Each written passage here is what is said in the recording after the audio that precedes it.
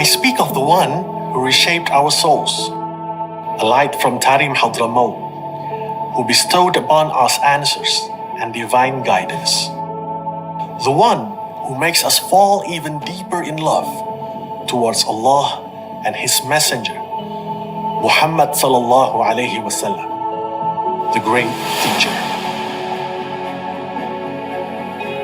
In 1972, in the Hadramaut Valley, a city of scholars under communist rule, religion was the enemy. A time when religious schools were closed and religious books were burned. All religious activities were strictly monitored, and those who resisted faced severe punishment from the occupiers. Being shot was a light punishment.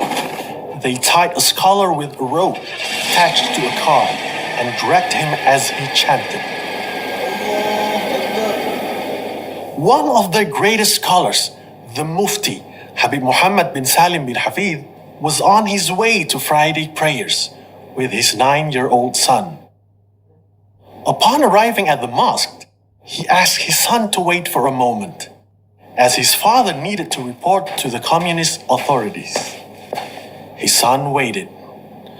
The call to prayer echoed, and people entered the mosque. The child said to someone in front of the mosque, لم يعد أبي بعد. It was time for the Friday prayer. He was still waiting for his father. His father was never seen again after that day. His body was never found. And this is the story of the son, Habib Umar. He grew up under the care and guidance of his older brother, Habib Ali Mashhur. He then followed in his father's footsteps, reclaiming the religious knowledge that the communists who had since left Hadramaut had tried to erase. A new beginning had started. Poverty did not stop him. He moved to another city without any provisions. He found teachers who not only enlightened his mind and broadened his perspective, but also revived his heart, exemplifying the most precious thing on earth, adab. Until his intellect and knowledge were complete, his manners and character shone through. He became a lover of the Prophet Muhammad sallallahu alaihi wasallam. When you see him, you see that he strives to embody every detail about the Prophet found in the books of Hadith. His sandals, his robe, his staff, his ring, his imamah, his rida, the way he walks, his smile, his etiquette when listening to others, his manner of eating and sitting, you can see it all. He idolizes the Prophet Muhammad sallallahu alaihi wasallam. His name became more widely known. He established a small educational institution called Darul Mustafa. He taught a few students, nurtured them, shared his living space with them, and even ate with them. Then, when those students returned to their homelands, they spread the adab and knowledge exemplified by their teacher. In a short time, they all became great names on the face of the earth, great scholars across the globe. Even a single one of his students could have millions of followers. The sciences of fiqh, tafsir, hadith, tasawwuf, and the 4 schools of thought became his expertise.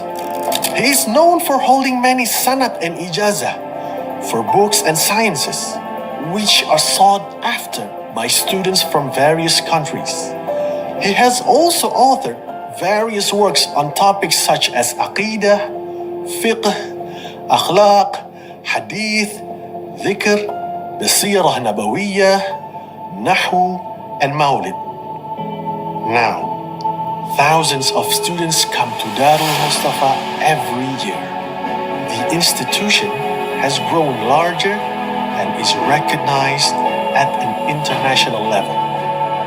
Students come from Europe, America, Australia, India, Africa, Malaysia, Chechnya, Thailand, Indonesia, the United Kingdom, Saudi Arabia, and many more. And many more great names have been born from his teachings across all continents. Respected by the great scholars of the world and respected by world leaders. Wherever he goes in the world, his students are there. In 2005, he was a signatory of the Amman Message, an influential international document for world peace. And in 2007, he was a signatory at the A Common Word Between Us and You Forum.